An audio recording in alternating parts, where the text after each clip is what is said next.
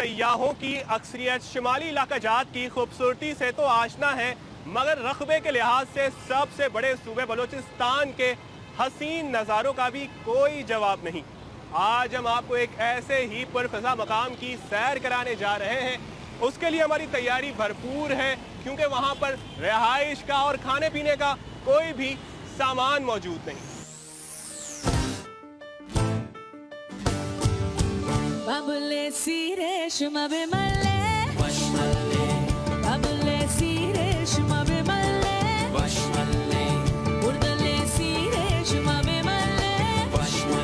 दिल को लुभाने और आंखों में रंग भरने वाले साहिली मुकाम तक पहुंचने का सफर आसान ना था।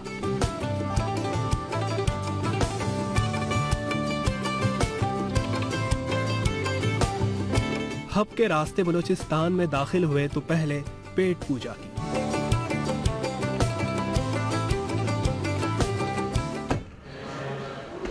एक फ्राई गोश्त लाओ एक।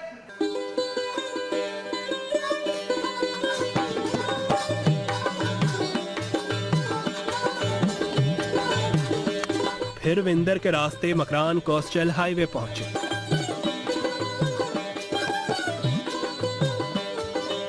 एडवेंचरस लोगों के लिए ये सफर अलग तजुर्बा होगा।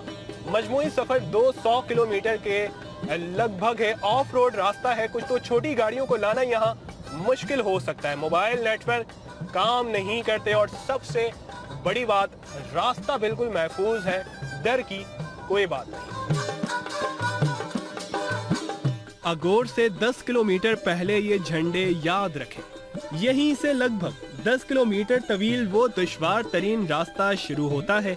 हमें ये मुश्किल रास्ता मुकम्मल करने में तकरीबन 5 घंटे लगे, जिसके इख्तिताम पर आने वाला खुद को हैरत अंगेज साहिली मुकाम पर पाएगा।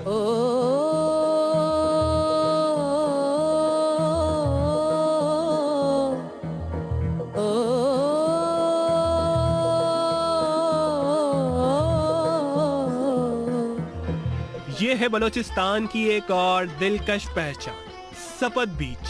ताहद्दे नजर फैला खुला आसमान, और आसमान जितना नील गूं समंदर। आंखों में रंग भरती बल खाती लहरें, और सीने में जिंदगी दौड़ाती ताजा और ठंडी हवाएं। जी करता है यहाँ आओ और फिर कभी वापस ना जाओ। साहिल के एतराफ ऊंचे ऊंचे पहाड़ भी यहाँ की इनफरादियत में इजाफा कर रहे हैं। इन पहाड़ों में मुख्तलिफ मकामात पर कई कुदरती गार भी हैं। ये गार इतने कुशादा और वसी हैं कि इनमें आराम से चहल कदमी की जा सकती है।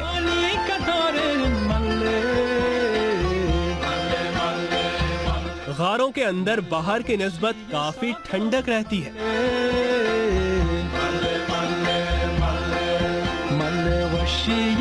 ज़माने कदीम में इंसान गार में रहते थे, ये तो मैंने सुना था, लेकिन आज देख भी लिया। इस बीच पर जो सबसे खास बात है वो ये गार है जो यहाँ पर मुख्तलिफ जगहों पर बनी हुई है, और यही इसकी सबसे मुनफरिद बात है।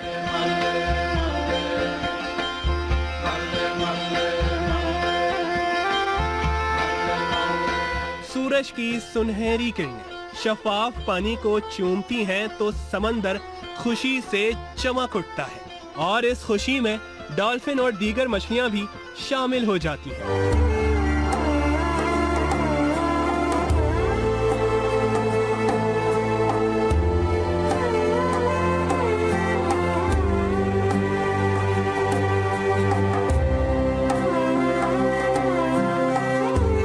रात इस साहिल के हुस्न और तलस्सुम को कुछ और बढ़ा देती है। दुनिया में ऐसे चंद ही साहिल हैं जहां रात में नीली लहरों का दिलचस्प नजारा देखा जा सकता है।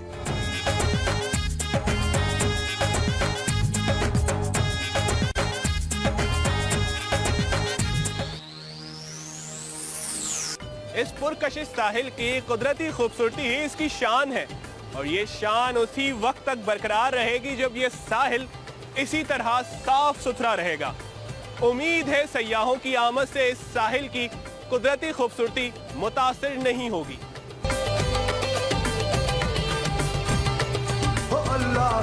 سونیا میرے ڈھول ماہیا ہو واللہ وے سونیا